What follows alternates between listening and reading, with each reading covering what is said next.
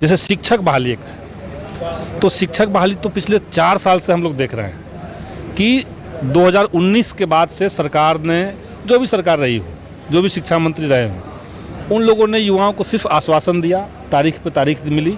हालांकि जब तक एनडीए की सरकार थी तब तक बगैर कोई कारण के इसको लेट किया गया, लेकिन अब जब महागठबंधन की सरकार आ गई है तब भी इसको लेट किया जा रहा है। और इसमें तर्क दिया गया शुरुआत में कि भाई हम शिक्षक बहाली में जो नियम पहले से चल रहे थे, जो नियमावली पहले वाली थी, उसमें कई सारी तब्दीलियां हम लोग को करनी है, इसलिए हम लोग नई नियमावली बना रहे हैं और इसके बाद हम लोग रोज़गार देंगे। तो नई नियमावली जब बन गई है और सब लोग जानते हैं कि बिहार के भीतर 2,75,000 शिक्षक के पद खाली हैं, यानी करोड़ों बच्चे ऐसे हैं जो बगैर शिक्षक के पढ़ाई कर रहे हैं, और दूसरी तरफ लाखों शिक्षक अभ्यर्थी ऐसे हैं जो इसी बहाली का पूरा होने का इंतज़ार में बैठे हुए हैं। तो इसलिए तो सरकार से तो हम लोग यही मांग किए हैं, सदन के अंदर भी हमने कहा है, बाहर सड़क पर उतर कर भी कहा है कि अब शिक्षक बहाली में कोई लेट ना हो, देर अब ना हो, कोई बहाना न बने, और इसमें हम लोग लगे हुए हैं। हम लोग को उम्मीद है कि ये सरकार करेगी। शिक्षक बहाली के मुद्दे पर शिक्षा मंत्री हों या जदयू हो या राजद हो, इनके विभिन्न ट्विटर हैंडल से लगातार मुद्दे उठते हैं।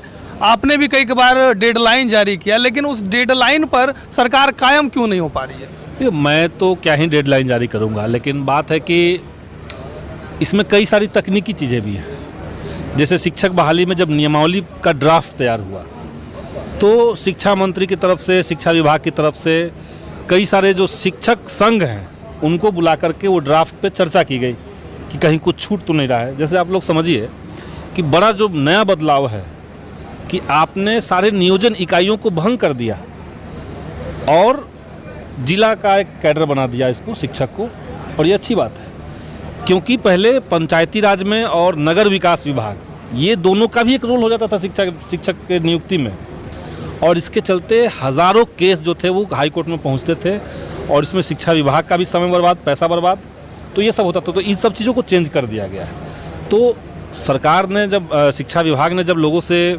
सलाह लिए तो हमें भी ड्राफ्ट एक दिखाया गया और उस पर हमने भी सलाह दिया। तो वो एक प्रक्रिया हुई जिसको मेरे ख्याल से 2 महीना पहले पूरा कर लिया गया है। सब ओवरऑल देख करके कि नई नियमावली में क्या क्या चेंजेस और करने हैं, कहाँ कमी रह गया है, ये सब कर लिया गया है। लेकिन अब तो सरकार को ये करना है। सरकार को इस बार के बजट में ये प्रावधान करना चाहिए था कि भाई हम 3 लाख शिक्षकों की बहाली कर रहे हैं, तो उस लिहाज से जो प्रतिबद्ध व्यय होता है बजट के भीतर, तो प्रतिबद्ध व्यय में आपको उसी हिसाब से पैसे का इजाफा करना चाहिए था। एक मुद्दे की बात आपने कही कि सरकार ने मात्र 4% बजट बढ़ाया है शिक्षा का, उससे बहालियां नहीं आ सकती है। तो क्या 23-24 का सत्र भी शिक्षक अभ्यर्थियों के लिए नागवार गुजरेगा? नहीं, इसमें भी रास्ता है। जैसे सरकार अभी नियमावली अगर ला दे, कैबिनेट से उसको पास करवाए और उसके बाद विज्ञप्ति जारी हो, तो ये एक प्रक्रिया है जिसमें 2-3 महीने लगने हैं। आप टीचर की जैसे ही नियुक्ति करते हैं तो वैसे ही तो आप उसको पेमेंट नहीं देने लगते हैं। तो जब पेमेंट देने की बात आएगी तो सरकार तो बीच अगले सत्र में भी तो ला सकती है, उसके लिए पैसा सैंक्शन कर सकती है। ये तो बजट सत्र हुआ, इसके बाद जब मानसून सत्र होगा, शीतकालीन सत्र होगा, उसमें भी अनुपूरक बजट आ सकता है, तो वहाँ से सरकार पैसा ले सकती है। इसीलिए ऐसा नहीं कि ये इस बजट में अगर उसका प्रावधान मजबूती के साथ नहीं किया गया तो हो ही नहीं सकता है। ड्राफ्ट आपके पास भी आया है, आपने कहा आपने ड्राफ्ट को पढ़ा है और आप लगातार मीडिया में बयान दे रहे हैं कि नियमावली लगभग तैयार हो चुकी है। तो नियमावली पब्लिश होने में कहाँ दिक्कत आ रही है, कहाँ अड़चने आ रही है? तो ये नियमावली को ऊपर कैबिनेट से मंजूरी होना है, और उससे पहले की जो प्रक्रियाएँ होती है, जैसे शिक्षा विभाग में उस पर चर्चा हो गई, वहाँ से आगे बढ़ गया। हमने सुना कि उसको विधि विभाग में भेजा गया ताकि कोई कानूनी जटिलता तो इसमें नहीं है, ये हो गई। एक लंबे दिन, माने काफ़ी दिनों तक ये चर्चा चली कि इन सारे नियोजन इकाइयाँ जो बिहार में बन रही हैं, 38 नियोजन इकाइयाँ जिला के हिसाब से, तो इनको राज्य के स्तर पर सेंट्रलाइज तरीके से संचालित कौन करेगा? क्या इसके लिए कोई शिक्षक आयोग बनाया जाए, शिक्षक चयन आयोग, या बिहार कर्मचारी चयन आयोग को यह दिया जाए, या बिहार पब्लिक सर्विस कमीशन को यह दिया जाए? तो इस पे काफ़ी मंथन हुआ और मैं अभी तक नहीं, मुझे ये सूचना नहीं है कि फाइनली क्या तय हुआ। तो एक तो ये विलम्ब होने का कारण है कि कौन सा आयोग ये बहाली करवाएगा, एक तो ये बात है। दूसरा है वित्त विभाग, जहाँ पे इस बहाली को लेकर के सरकार की वित्तीय प्लानिंग क्या है वो तय होना है।